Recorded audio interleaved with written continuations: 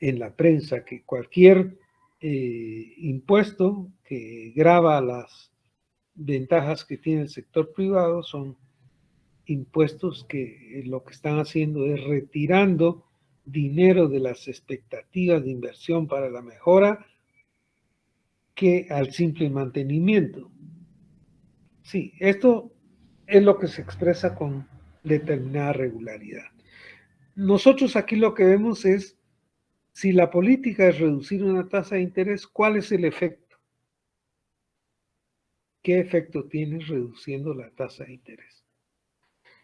Lo que tenemos asurado ahí en color celeste dice la variación de la tasa de tributación, representada por T, afecta la pendiente de la curva de demanda agregada. Y al afectar la pendiente de la curva de demanda agregada, va a afectar de manera relativa, es decir, como se hizo eso, va a afectar el multiplicador porque se le han quitado recursos al sector privado para hacer inversiones.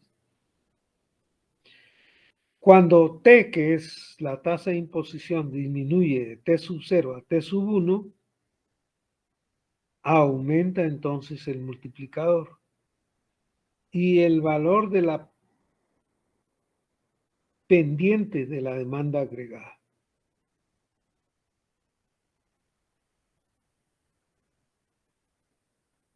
¿Sí? O sea, disminuir tributos o subir tributos va a afectar la demanda agregada y consecuentemente a la oferta agregada. Y aquí lo que nos muestra el texto es que si se sustraen recursos del sector privado para el funcionamiento del gobierno, ya de antemano sabemos que se está evitando la multiplicación por el efecto multiplicador que tiene una inversión. Bueno, finalmente lo que queremos al aumentar el gasto del gobierno es aumentar la demanda agregada y aumentar el nivel de la producción. Entonces, tenemos aquí un gráfico. ¿Y qué es lo que pasa cuando se reduce la tasa de tributación? La línea de la demanda agregada tiene una modificación a lo largo de la línea de la demanda agregada. Esta mantiene como base el punto de arranque de A sub 0 y incrementa en la medida en que se amplió el gasto. Y por eso está arrancando del consumo autónomo.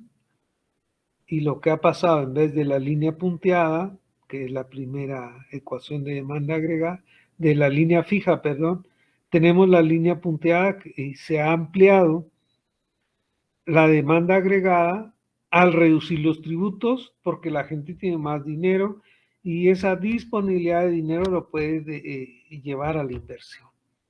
O con simple que se lleva al consumo, aumentó en la medida en que aumentó el consumo.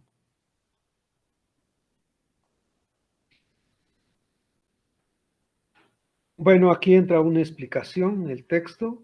En el gráfico hay dos curvas, de hecho hay dos curvas, como las vemos aquí, dos curvas de demanda agregada. La que incluye la nueva tasa de tributación T sub 1 tiene una pendiente mayor, eso lo podemos ver nosotros aquí, la línea puntada tiene una pendiente mayor.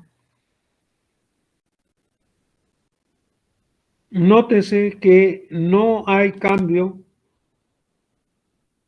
en el valor del intercepto. El intercepto siempre se mantiene. Y ahí tenemos otra vez qué pasa con el multiplicador en el caso de que se mantengan los tributos y qué pasa en el multiplicador en el caso de que se reduzcan los tributos.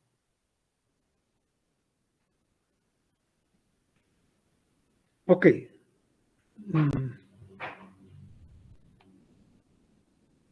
No parece fácil. A mí no me parece fácil personalmente el desglose de estas ecuaciones. Yo he intentado hacerlas y me quedo en el camino. Espero que ustedes la practiquen. Cuando hagamos ejercicios prácticos lo vamos a entender mejor. Aquí todavía estamos en la parte de la teoría y ya pronto vamos a hacer ejercicios prácticos. Bueno, el señor Kalecki.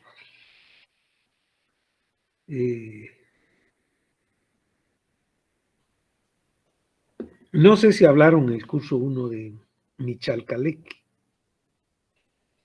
Michal Kalecki es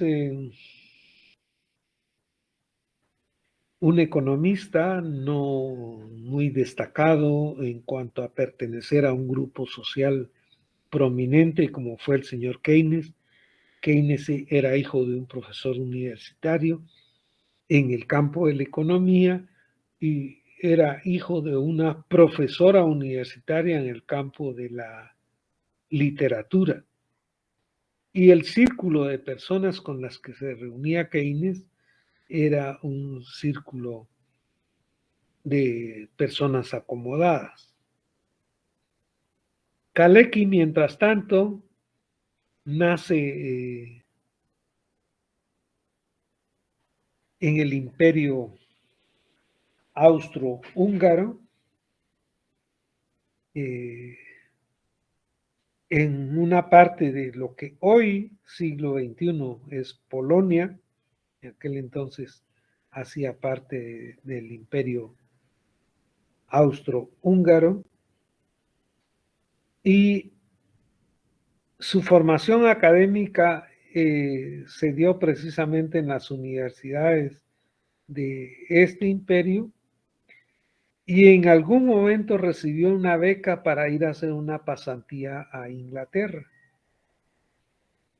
Kalecki entonces en un principio no fue muy famoso, ni tuvo la oportunidad de interactuar con Keynes, pero los escritos de Kalecki, que pudimos haberlos desarrollado en el curso número 1, son muy parecidos al enfoque de Keynes. Keynes destaca por su vinculación con universidades especializadas y por el roce social que tiene este autor.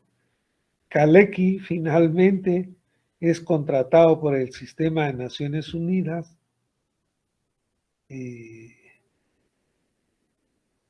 es enviado a Nueva York a dirigir el Departamento de Estadísticas Económicas del Sistema de Naciones Unidas, y ya trabajando para el Sistema de Naciones Unidas, Kalecki comienza a escribir documentos para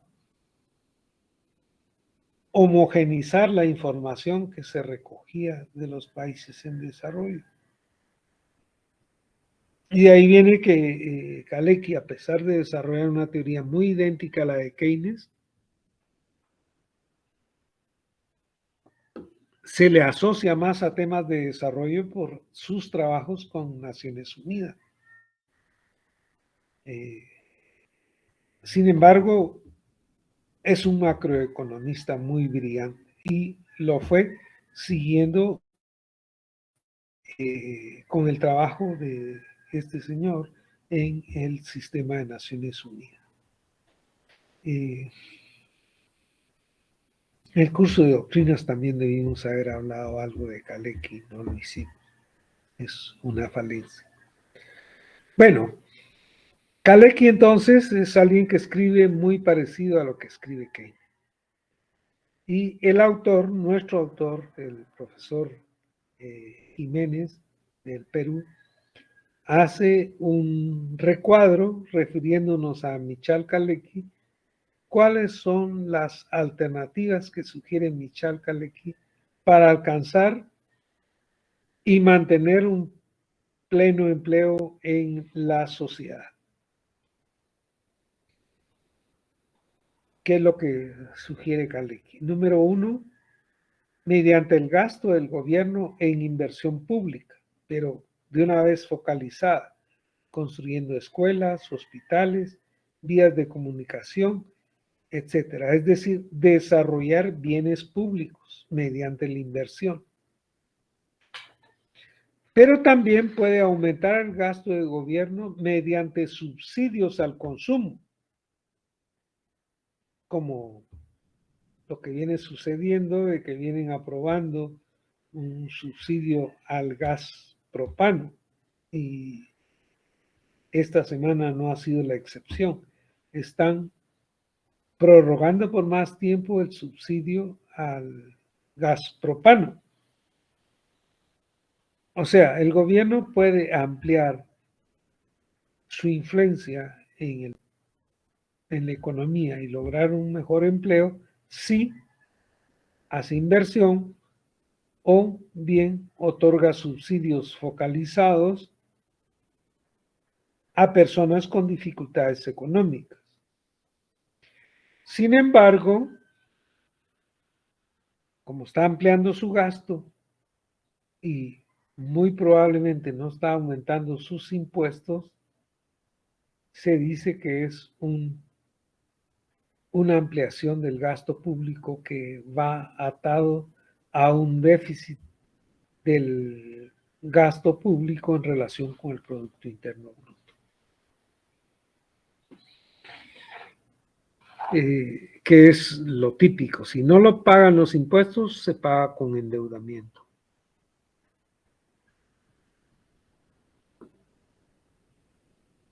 ¿De qué otra manera se puede mantener el empleo? El pleno empleo, mediante el estímulo a la inversión privada. ¿Cómo estimulo la inversión privada? Puede ser disminuyendo la tasa de interés para hacer más barato el crédito y también disminuyendo los impuestos a los ingresos y otras medidas de asistencia a la inversión privada.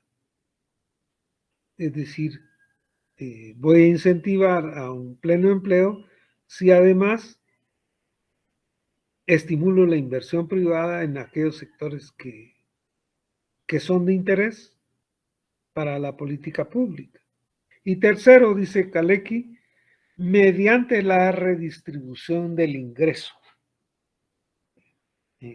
Cuando Kalecki escribe y se gradúa, estos países ya estaban en la órbita socialista.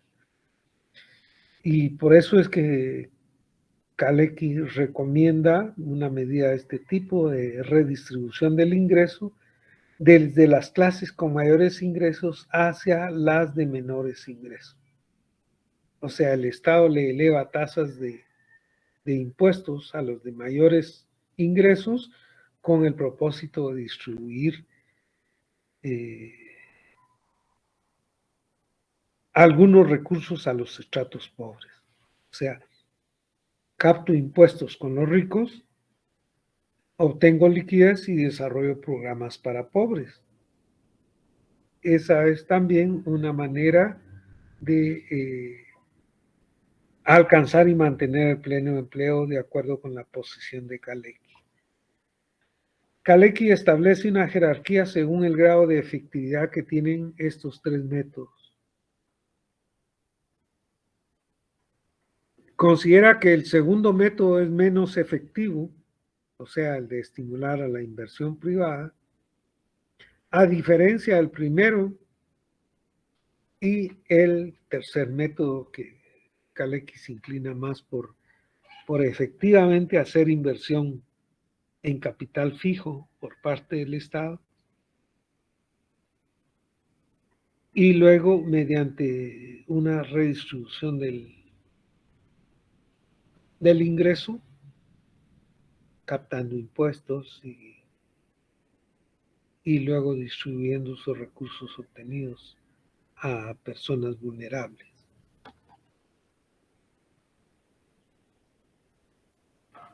Para Kalecki, las razones por las cuales el estímulo a la inversión privada no es tan efectivo como los otros métodos son los siguientes. En el método de estimular la inversión privada hay un error de concepción, según Kalecki. El papel principal de la inversión privada es de proporcionar instrumentos para la producción de bienes de consumo y no proporcionar suficiente trabajo para emplear a toda la población o toda la fuerza de trabajo en un periodo determinado.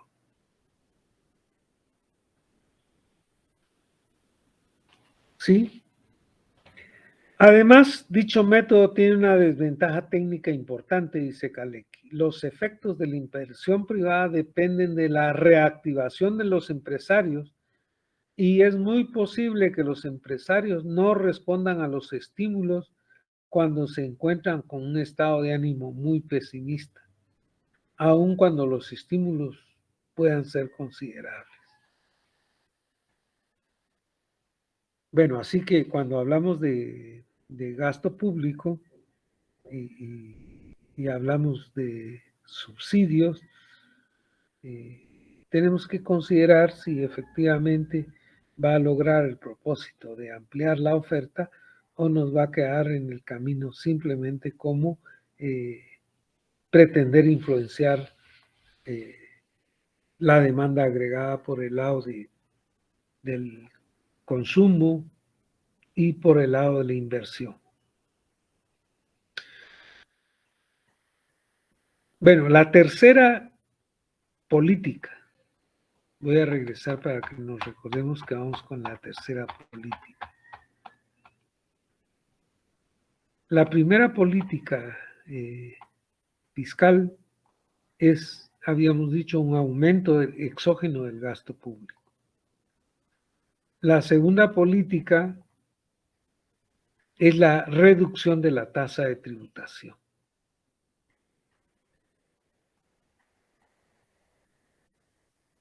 Y terminamos hablando de Kalecki. Y la tercera política es el gasto fiscal contracíclico. ¿Cuál es el objetivo de un gasto fiscal que va en contra de cómo evoluciona el ciclo económico? El objetivo de esta política es morigerar, dice ahí, nosotros diríamos, aliviar o atenuar las fluctuaciones del producto, que los picos en el ciclo económico no sean muy pronunciados. Eso es lo que quiere decir morigerar las fluctuaciones del producto. El instrumento que se utiliza para esto es el gasto fiscal, o sea, finalmente el presupuesto de gastos del gobierno. Pero tiene una regla. ¿Cuál es la regla? El gasto debe disminuir en un monto determinado cuando el producto está aumentando. Y debe reducirse cuando el producto está decreciendo. O sea, el gasto fiscal contracíclico es precisamente buscar que se alivien las oscilaciones del ciclo económico. Entonces viene el tema del gasto público o gasto fiscal. El gasto debe disminuir cuando el producto está aumentando y debe reducirse cuando el producto está decreciendo. Y eso lo expresa el autor aquí en la parte que está en paréntesis. G, el gasto de gobierno va a ser igual al gasto de gobierno inicial menos el gasto según el ingreso nacional. Y eso estaría representado por la ecuación que ahora tenemos ahí, que es una pendiente de una curva que ya nosotros podemos escribir. En cuanto incrementa el gasto público al incrementar el ingreso, pero también lo podemos a decir en contrario. Al aumentar el ingreso, ¿en qué proporción ocurre el cambio en el gasto público? Y aquí, por definición en la ecuación, para que exista este comportamiento, delta G partido delta T, habrá que pensar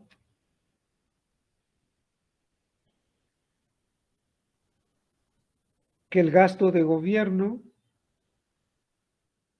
tiene un propósito.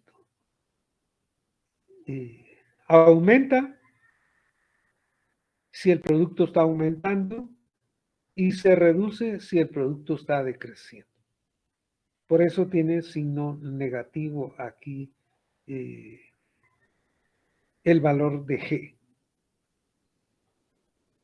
De nuevo tenemos otra vez el recuadro con nuestro enfoque macro de carácter global y lo único que estamos modificando es el tema del gasto del gobierno.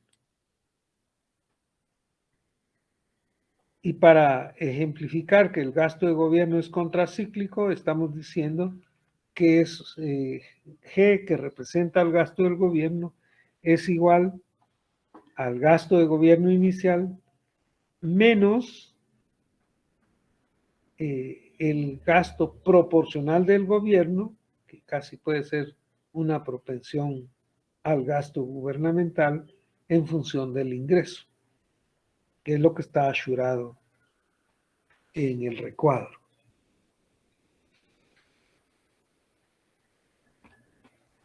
Todo lo demás es igual a lo que hemos venido trabajando con anterioridad. Son las mismas funciones, solo estamos señalando cuál es la que está cambiando en el recuadro. La política fiscal de gasto contracíclico, ¿qué efectos tendrá de manera inmediata? Bueno, va a afectar la pendiente de la curva de la demanda agregada y también va a afectar el multiplicador. El autor Jiménez nos dice que tanto la curva de la demanda agregada como el multiplicador disminuyen cuando se aplica una medida contracíclica de parte de la política fiscal, que es contraer el gasto público o expandirlo según sea el caso. Por eso lo tenemos reflejado con un número negativo. Cuando el gasto se utiliza de manera discrecional,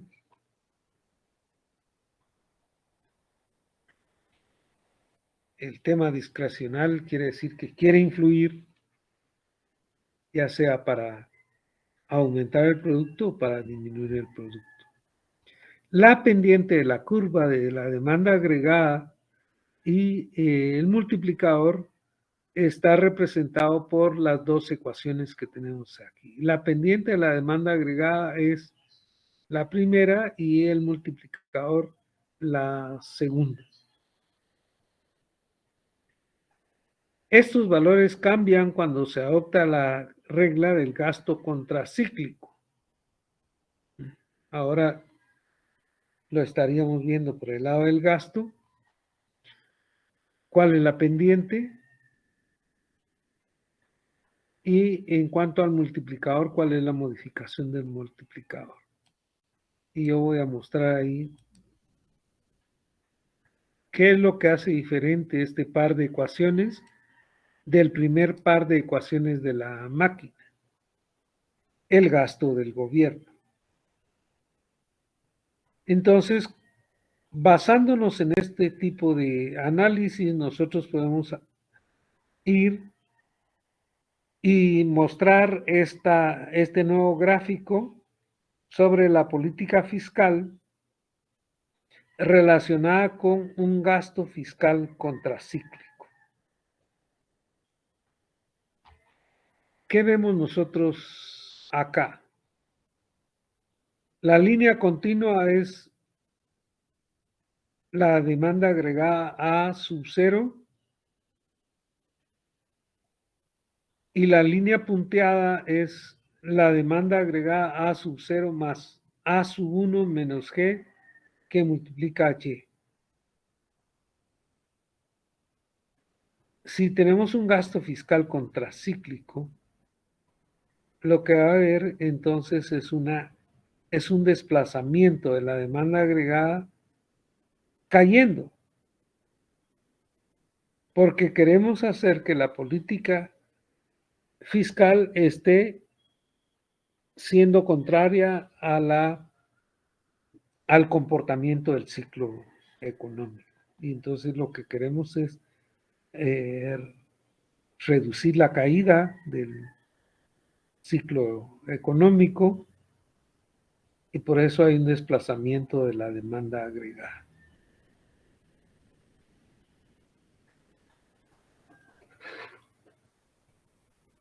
Ahora, como lo que se pretende finalmente es que el gasto público directamente afecte la demanda agregada, pero indirectamente el objetivo de la política es afectar el producto. Entonces nosotros tenemos que entrar a ver esta siguiente parte que ahora estamos marcando. ¿Cuáles son los efectos en el producto derivado de una caída de la inversión autónoma? Cuando el gasto del gobierno es discrecional, la disminución del producto originada por la caída de la inversión, lógico, al Estado no le interesa mejorar el estado de cosas,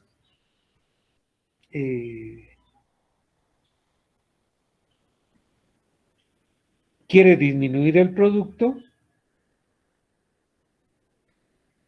entonces tiene que disminuir la inversión. Tiene que retrasar proyectos de escuelas, proyectos de hospitales, porque el propósito es reducir el producto. Y aquí nosotros lo que tenemos es la relación directa que hay entre un aumento en el ingreso y la relación que tiene el aumento del ingreso con el aumento de la inversión, o podríamos decir al contrario, una disminución en el ingreso que deriva de una disminución en la inversión. Cuando el gasto entonces es parte de una regla contracíclica, la reducción del producto será menor. Ok, ahora tenemos la cuarta política fiscal. El gasto fiscal procíclico. Fíjense lo que medimos anteriormente. Gasto fiscal en contra del ciclo. Ahora estamos frente al gasto fiscal, pero procíclico.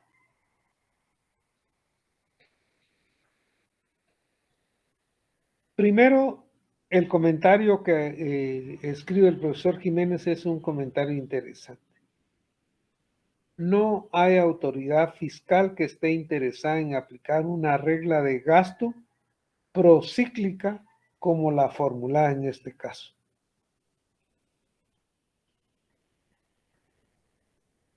nos está prácticamente diciendo el texto, esto es un componente teórico y poco práctico, porque ninguna autoridad fiscal va precisamente a utilizar el presupuesto del Estado para desarrollar una política contracíclica.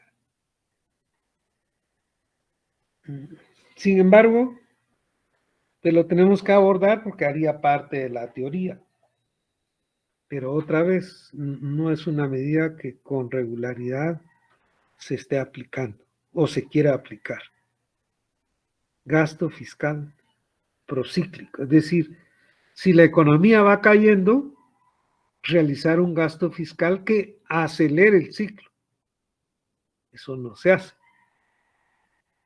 O por lo menos ninguna autoridad fiscal intenta hacer eso. Más bien es decir, si la economía se está deprimiendo, el gasto público debe estar orientado para expandir la economía y no para contraerla. Bien, solo expliquemos aquí, en esta parte, no hay autoridad fiscal interesada en esto, lo incluimos solo con un propósito académico y de comparación con la regla del gasto anterior. ¿Dónde está la variable que interesa? Lo estoy marcando. El gasto del gobierno. Ahora la estamos señalando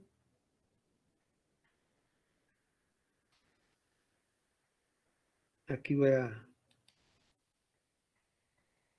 a mostrarles. La función del gasto de gobierno es G sub 0 más G por Y, cuando es procíclico. Y veamos qué pasa cuando es contracíclico. Voy a señalar. La pendiente es una pendiente negativa. El valor vinculado con el ingreso tiene una pendiente negativa. Y en el caso que ahora hipotético que estamos viendo, es la misma función, el gasto de gobierno más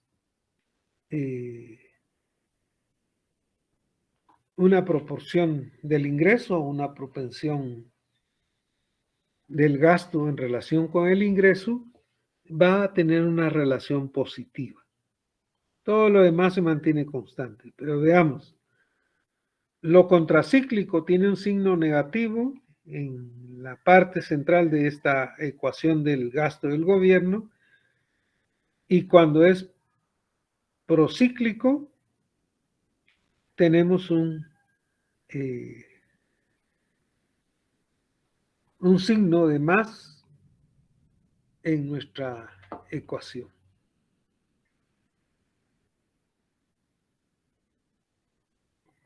Bueno, veamos un poco lo que dice el autor de este caso, que es un caso más bien hipotético. La política fiscal del gasto procíclico afecta la pendiente de la curva de demanda agregada y el valor del multiplicador. Ambos aumentan. Esta regla entonces amplifica las fases de expansión y contracción del ciclo económico.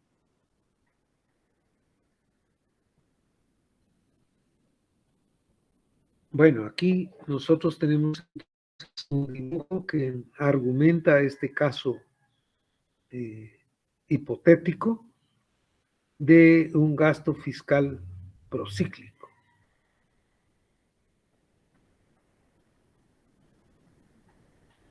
Todos partimos de una ecuación de demanda agregada con un consumo autónomo. Y la línea que está en azul es la línea que corresponde a la demanda agregada de A sub 0 más A sub 1 que multiplica a Y.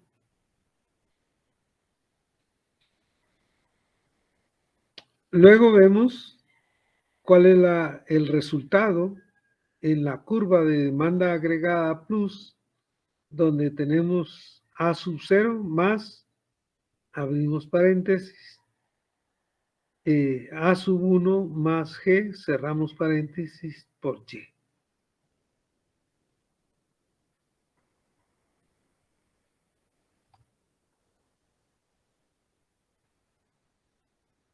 Aquí, ¿qué ha pasado? Aquí hay una caída entonces de la inversión autónoma, hay una caída de la demanda agregada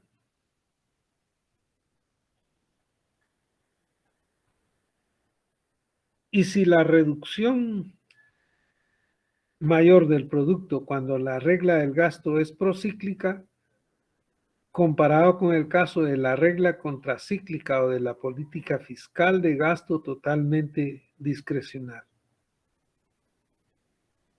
Es decir, si se cae la demanda por una influencia de la política fiscal, el efecto va a ser mucho mayor en la caída del producto.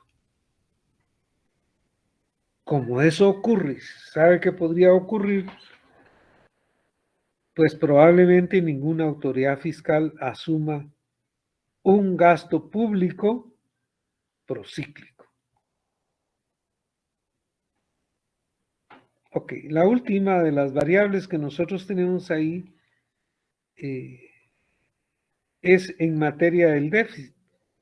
De hecho, si no financio mi presupuesto con impuestos, tengo que salir al mercado a obtener deuda, a conseguir créditos.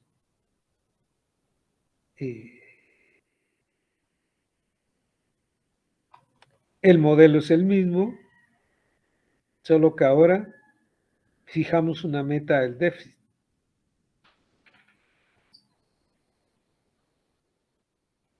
Otra vez, en la parte de la ecuación donde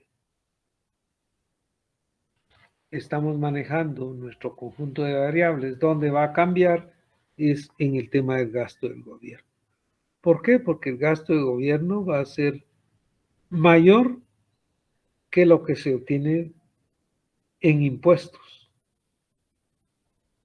Y si mi gasto es mayor que lo que yo tengo en impuestos, en realidad estoy trabajando un déficit.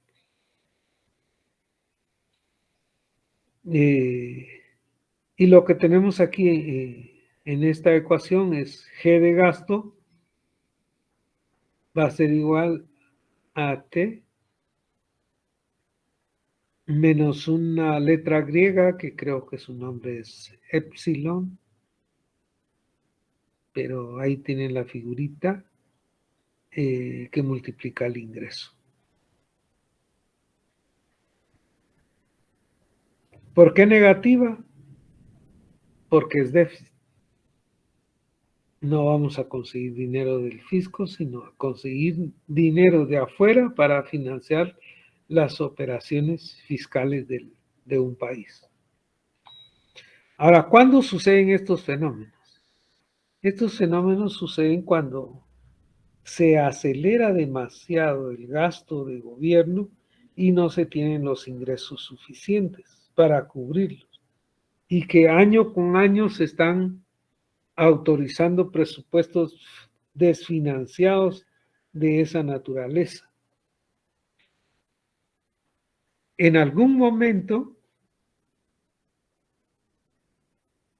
tendrá que tomar en cuenta, ya sea un mismo gobierno o un nuevo gobierno, que tiene que corregir esos excesos de déficit con el que se viene funcionando el aparato de Estado. ¿Sí? En Guatemala, repito, desde el año, creo que desde el año 2000, siempre hemos tenido un déficit en relación con el Producto Interno Bruto, déficit fiscal. Durante la década del 90, como que hubo 2 o 3 años en donde tuvimos superávit fiscal. Pero ya tenemos más de 20 años con déficit crónicos y de algún modo tenemos que corregir esta situación. Ok, entonces aquí viene lo relevante en el comentario que hace el profesor Jiménez. El Fondo Monetario Internacional ha contribuido a la aplicación generalizada de la política de fijación de una meta de déficit fiscal entre los países de la región latinoamericana, con lo cual, dice Jiménez, se endogenizó y se hizo procíclico el gasto de gobierno.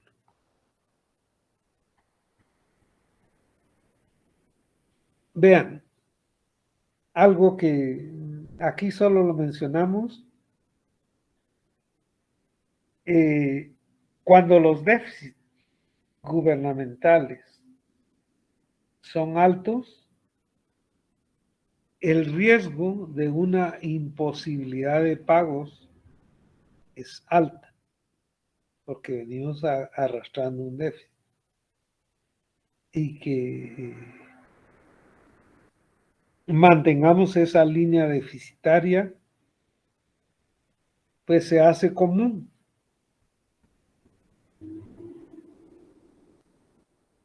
Y esa situación crea inestabilidad en los mercados financieros internacionales. Las economías de América Latina, excepto México y tal vez Chile, Colombia y la Argentina, que son los países más grandes,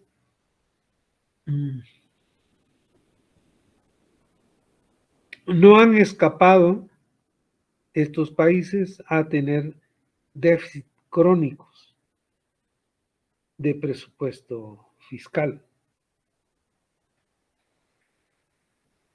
Debido a ello, todos los años se hace una revisión de las políticas y de los registros del Fondo Monetario Internacional, que fiscaliza las operaciones de los países para evitar impagos. Impagos o no pagos. Un impago es, bueno, tengo un compromiso para amortizar 1.000.000 de quetzales de préstamos anteriores con el Banco Centroamericano de Integración Económica o con cualquier banco y ya me va llegando el plazo y no tengo los recursos porque tengo un déficit y no siempre consigo que me presten para pagar ese déficit y menos para pagar una obligación financiera. Cuando el país llega a esa posición extrema, es cuando el país tiene que corregir el estado de cosas que se han venido acumulando como déficit crónicos. ¿Sí? Bueno, ojo entonces, a los gobiernos no les gusta tener una meta de déficit, pero a veces se ve obligado por normalizar su situación económica y por la presión que ejerce el Fondo Monetario Internacional. Entonces, finalmente, sí, el déficit fiscal es muy importante. Mientras más chico sea el déficit fiscal, la posición de la economía de los países es mejor. Déficit fiscales por debajo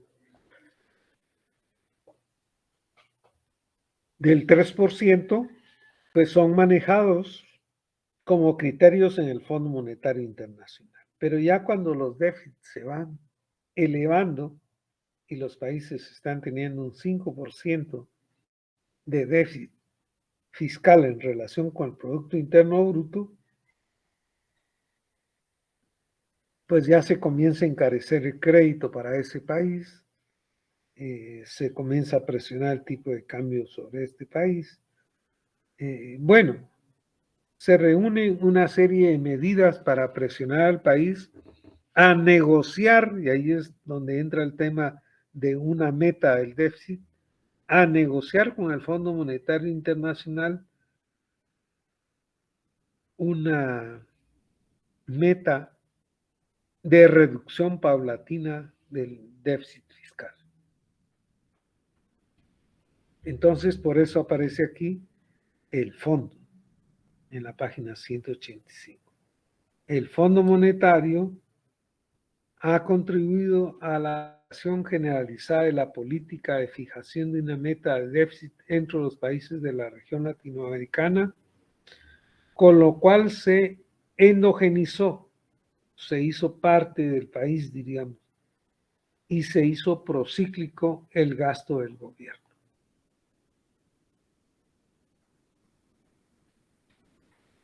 Lo que viene desarrollando el autor es esta parte ahora de metas del déficit fiscal. Y la meta está representada, puede ser un porcentaje, con esta letra griega como proporción del producto.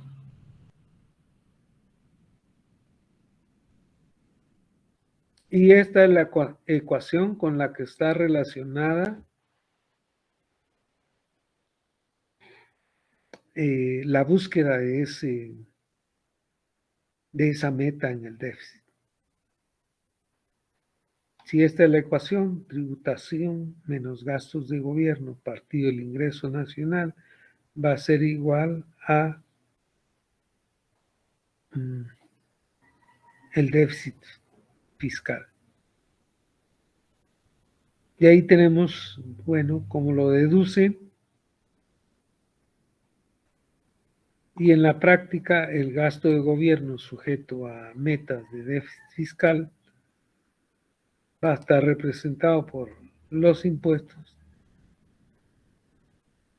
menos la meta, normalmente expresada en porcientos, como parte del ingreso nacional.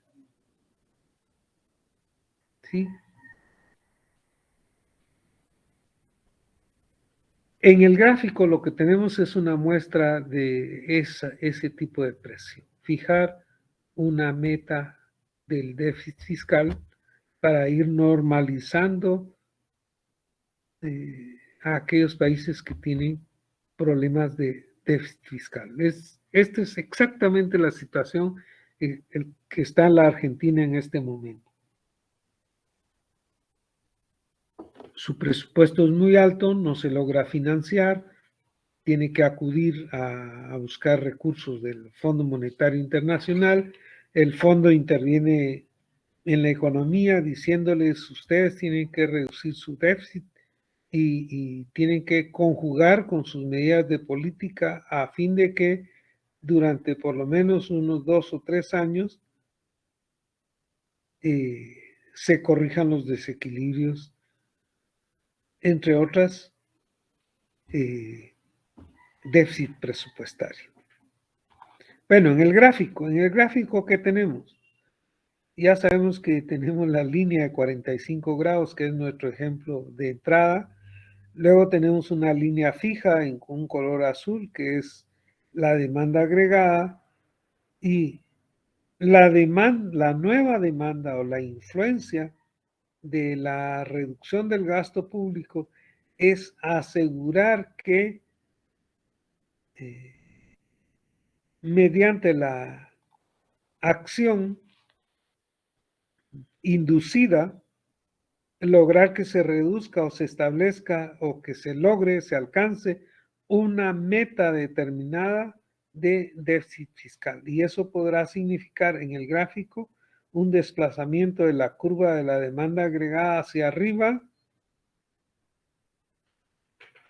¿sí? Que es lo que hemos representado nosotros aquí, un nuevo punto de equilibrio. Pero como ya se ha dicho, a las autoridades fiscales no les gusta entrar en una situación de esta naturaleza, pero muchas veces se ven forzados a hacerlo para evitar mayores colapsos entre los países o entre el país y el Fondo Monetario Internacional. Bueno, aquí en este recuadro solo denle una mirada al recuadro porque es una política peruana y si no podemos opinar o yo no puedo opinar en cuanto a que no conozco cuál es la situación del Perú. Y lo último que estaríamos viendo, que también es una política, puede ser una política, desde el lado del gobierno, tener un presupuesto equilibrado.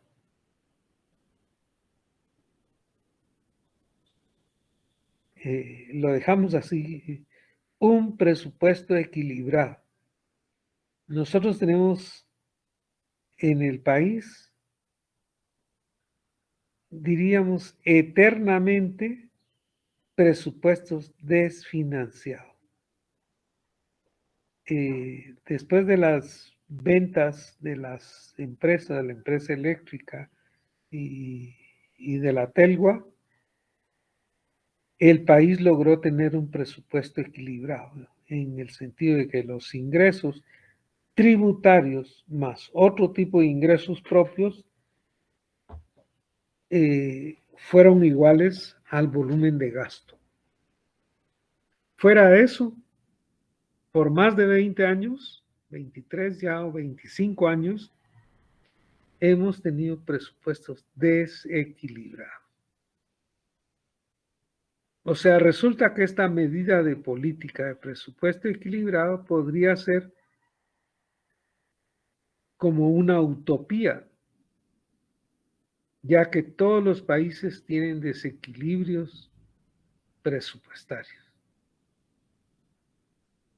Aún los Estados Unidos. Porque los ingresos del Estado norteamericano en un año, a través del cobro de impuestos, no le alcanza para cubrir su presupuesto. Y tiene que acudir a ciertos y determinados bancos que le permiten líneas de crédito para financiar su presupuesto. Y luego, si ya no le alcanzan los recursos, como frecuentemente pasa en los Estados Unidos, porque tienen ya demasiado gasto público, buscan ampliaciones de plazos o ampliaciones de montos, cuya autorización la tiene que hacer el Congreso de los Estados Unidos. Y nosotros podemos ver que desde Obama, luego con Trump y ahora con Biden, siempre los gobiernos han llegado al Congreso a pedir que les amplíen el tiempo para tratar de equilibrar sus cuentas nacionales o su déficit presupuestario, o que se le amplíe más el déficit. O sea, esta política no es fácil. Yo verdaderamente entiendo que hay uno que otro país en el mundo que tienen presupuestos equilibrados, pero está también como una medida de política. Un presupuesto equilibrado es una política fiscal procíclica porque el gasto varía directamente con el producto en una proporción de T, como nos dice aquí. Entonces, ¿dónde está el cambio? Diríamos en este caso que afecta dos tipos de variables de nuestra ecuación principal.